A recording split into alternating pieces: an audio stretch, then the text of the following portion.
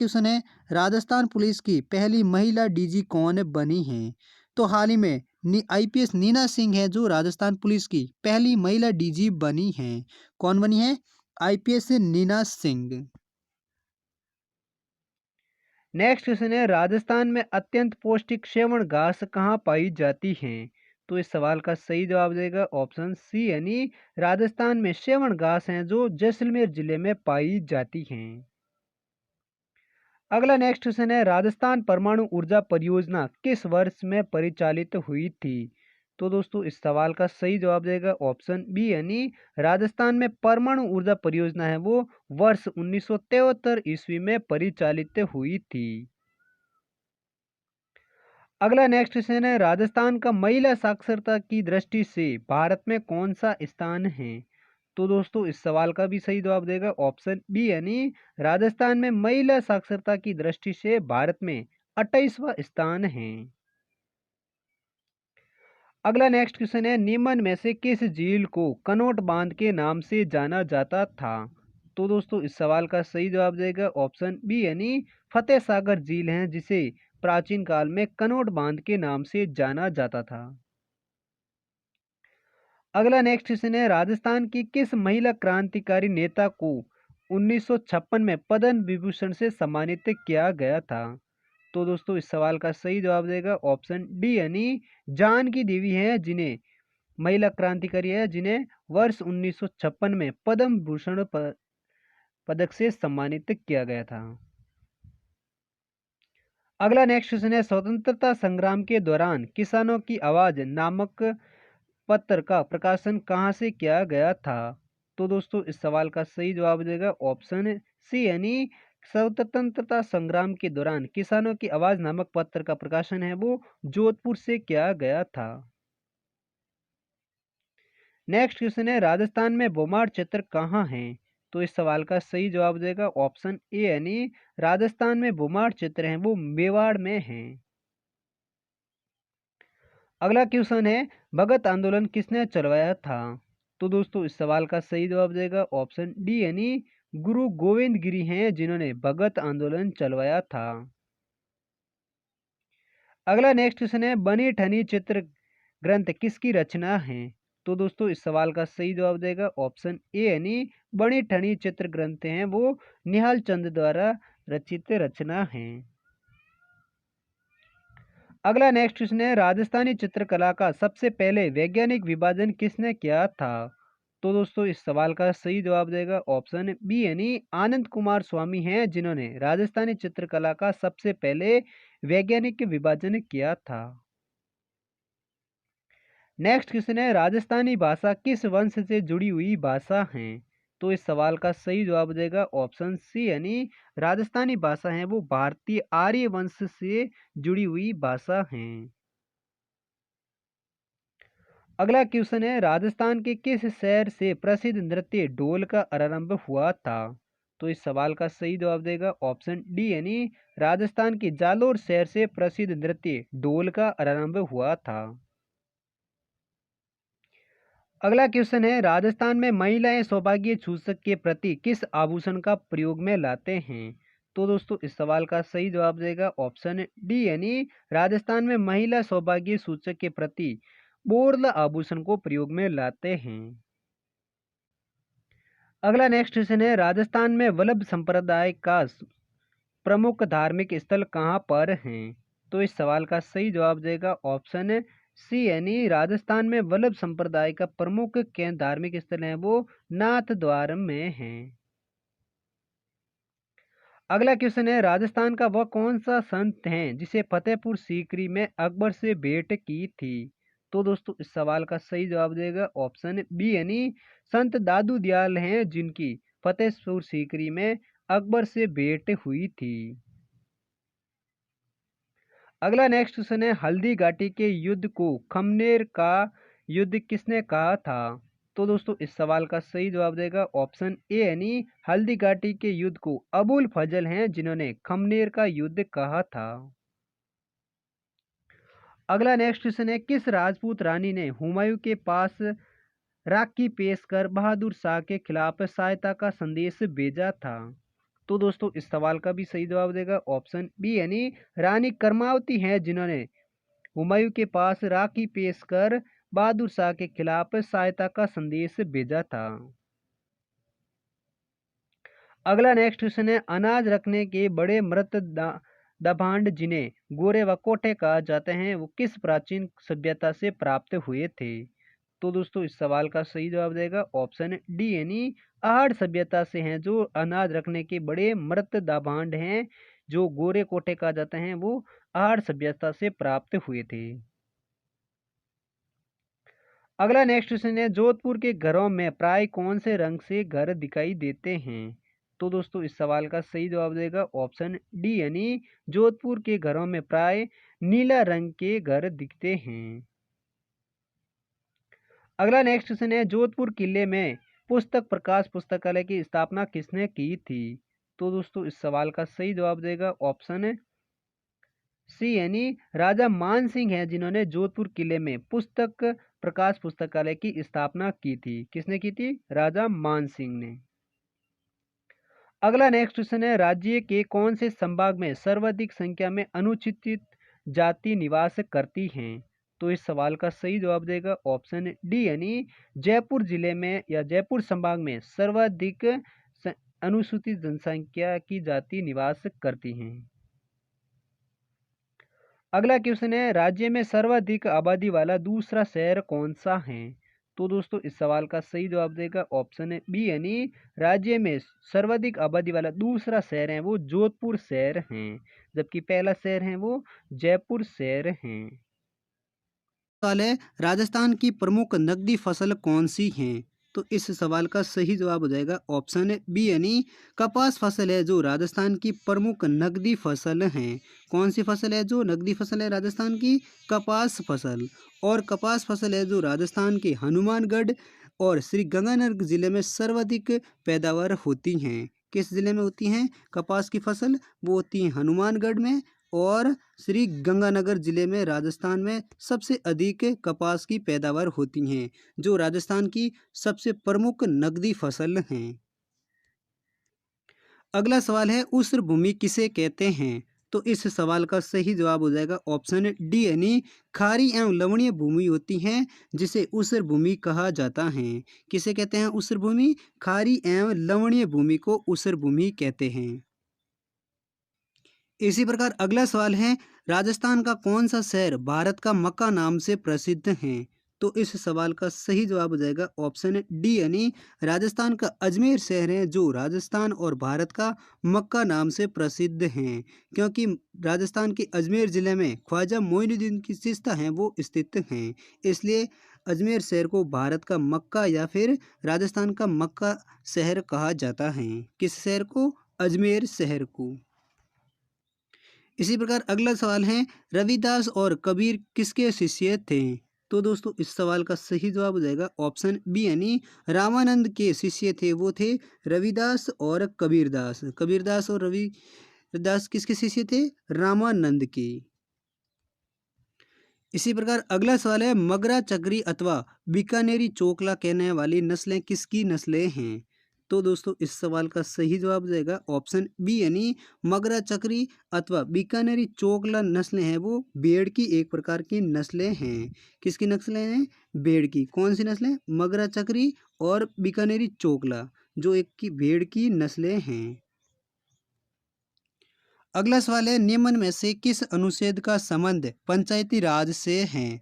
तो इस सवाल का सही जवाब है ऑप्शन ए यानी अनुच्छेद 243 का संबंध है वो पंचायती राज व्यवस्था से है। किस अनुच्छेद का संबंध है?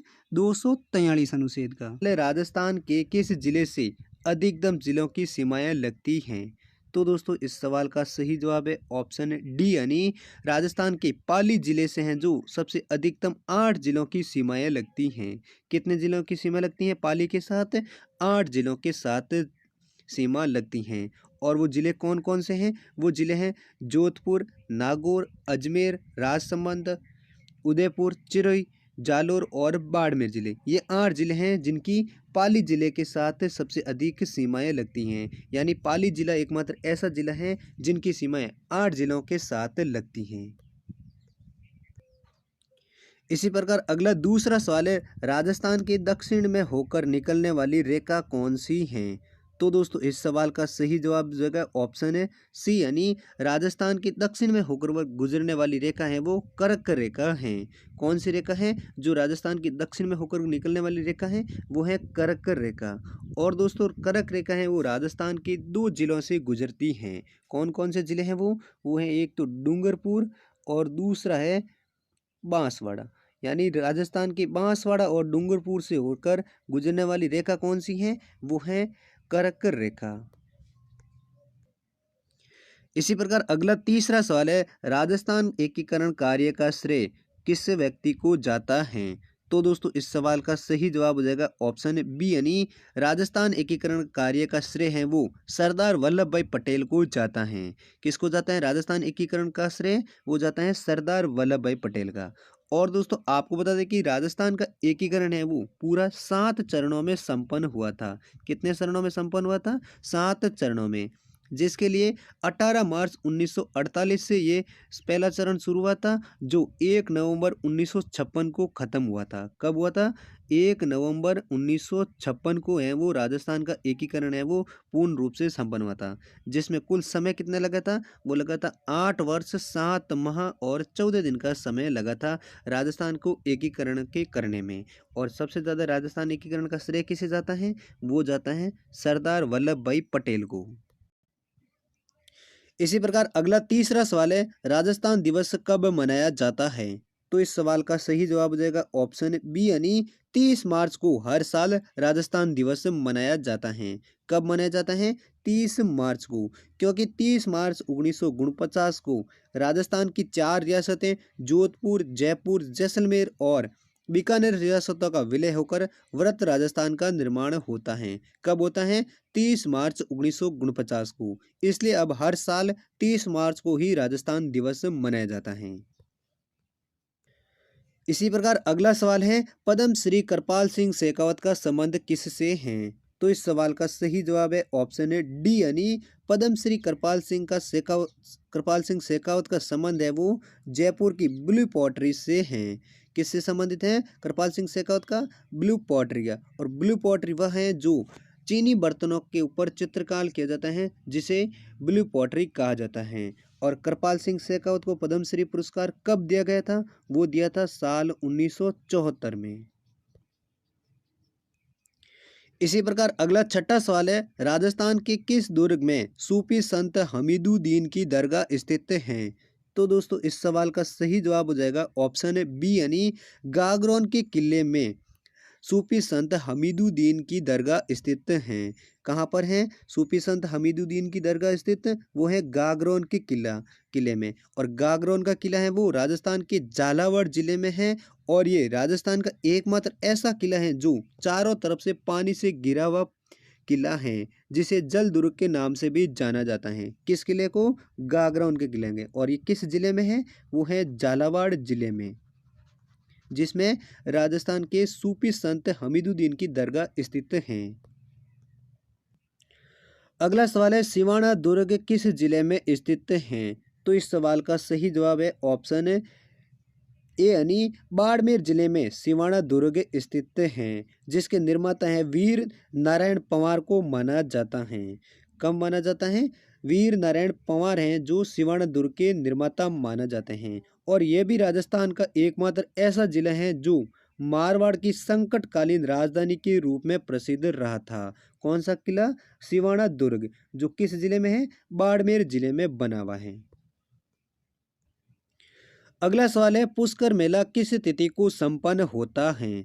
तो इस सवाल का सही जवाब है ऑप्शन ए, यानी पुष्कर मेला है वो कार्तिक पूर्णिमा के दिन खत्म होता है। और ये मेला कार्तिक मास की एकादशी से शुरू होता है, जो कार्तिक पूर्णिमा के दिन संपन्न होता है। और ये पुष्कर मेला है वो राजस्थान के अजमेर जिले में लगता है। किस जिले में लगता है पुष्कर मेला? अजमेर जिले में। और ये कब शुरू होता है ये पूछे तो दोस्तों, तो ये है मेला है वो कार्तिक मास के एकादशी से शुरू होता है, जो कार्तिक पूर्णिमा के दिन संपन्न होता है। इसी प्रकार अगला सवाल है, विश्व में एकमात्र वृक्ष मेला कहाँ लगता है? तो दोस्तों इस सवाल का सही जवाब हो जाएगा ऑप्शन है बी, यानी जोधपुर के खेजड़ली गांव में विश्व का एकमात्र वृक्ष मेला भरता है और ये अमरता देवी बलिदान के याद में मेला लगता है। कहाँ पर लगता है? जोधपुर के खेजड़ली गांव में। और किसकी याद में लगता है? वो लगता है अमरता देवी के बलिदान की याद में। और ये मेला कब भरता है ये पूछे तो दोस्तों ये मेला भाद्रपद शुक्ल दशमी को आयोजित होता है। कब होता है? भाद्रपद शुक्ला दशमी को ये मेला आयोजित होता है। कहाँ पर होता है? राजस्थान के जोधपुर जिले के खेजड़ली गांव में होता है। अगला सवाल है, बागड़ी बोली किस जिले में बोली जाती है? तो इस सवाल का सही जवाब हो जाएगा ऑप्शन डी, यानी डूंगरपुर जिले में बागड़ी बोली बोली जाती हैं। किस जिले में बोली जाती है बागड़ी बोली? डूंगरपुर तथा बांसवाड़ा जिले में। इस ऑप्शन में एक ही सवाल ऑप्शन दे रखा था, इसलिए डूंगरपुर जिला। अगर दो जिलों का पूछे तो डूंगरपुर और बांसवाड़ा जिले में है वो बागड़ी बोली बोली जाती हैं। अगला सवाल है, महाराणा कुंभा द्वारा लिखित संगीत ग्रंथ कौन सा है? तो इस सवाल का सही जवाब हो जाएगा ऑप्शन बी, यानी संगीत राज हैं जो महाराणा कुंभा द्वारा लिखित संगीत ग्रंथ हैं। कौन सा ग्रंथ है महाराणा कुंभा द्वारा लिखित संगीत ग्रंथ? वो है संगीत राज। अगला सवाल है, संत मावजी का जन्म कहाँ हुआ था? तो इस सवाल का सही जवाब है ऑप्शन सी, यानी डूंगरपुर जिले में संत मावजी का जन्म 1714 ईस्वी में साबला गांव में हुआ था। कहाँ पर हुआ था? साबला गांव में। और कब हुआ था? 1714 ईस्वी में डूंगरपुर में संत मावजी का जन्म हुआ था। अगला सवाल है, चोप नामक आभूषण स्त्रियों द्वारा कहाँ पहना जाता है? तो इस सवाल का सही जवाब है ऑप्शन सी, यानी चोप नामक आभूषण है जो स्त्रियों के नाक में पहने जाने वाला एक आभूषण है। कौन सा आभूषण? चोप आभूषण, जो कहाँ पर पहना जाता है? स्त्रियों के नाक में पहने जाने वाला आभूषण है। इसी प्रकार अगला सवाल है, झुनझुन का हवा महल किसे कहा जाता है?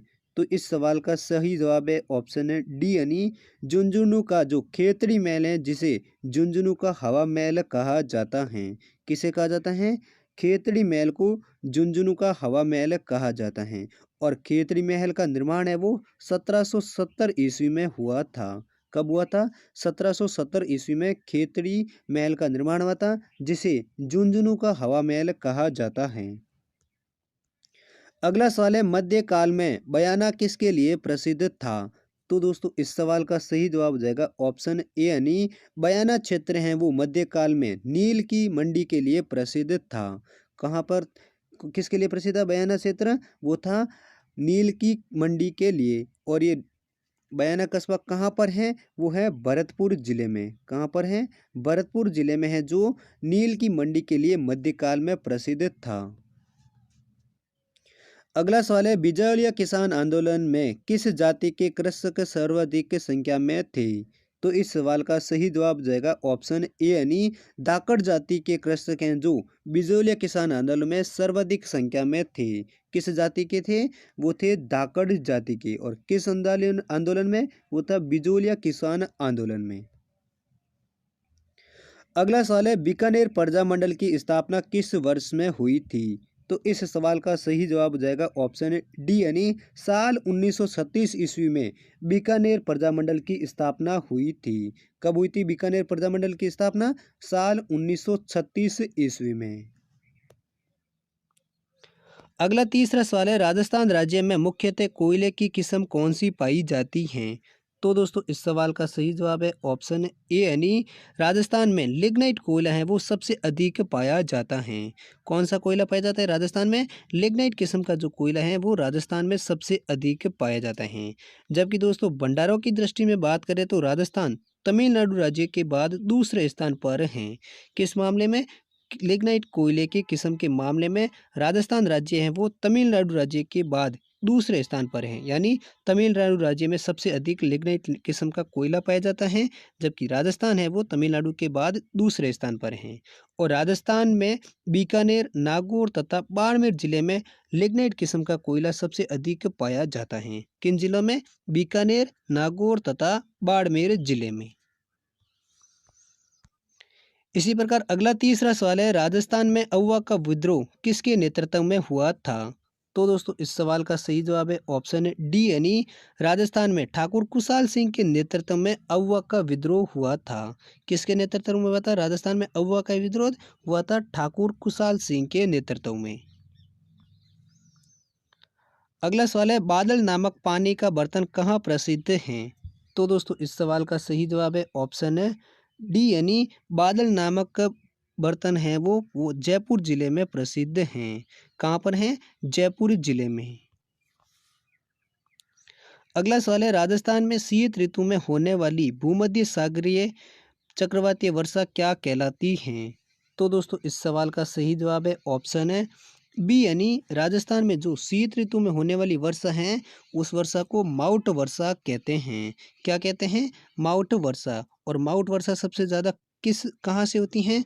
वो होती हैं भूमध्य सागरीय चक्रवात से होने वाली वर्षा हैं वो माउट वर्षा कहलाती हैं। और ये किस ऋतु में होती हैं? वो शीत ऋतु में होने वाली वर्षा होती हैं।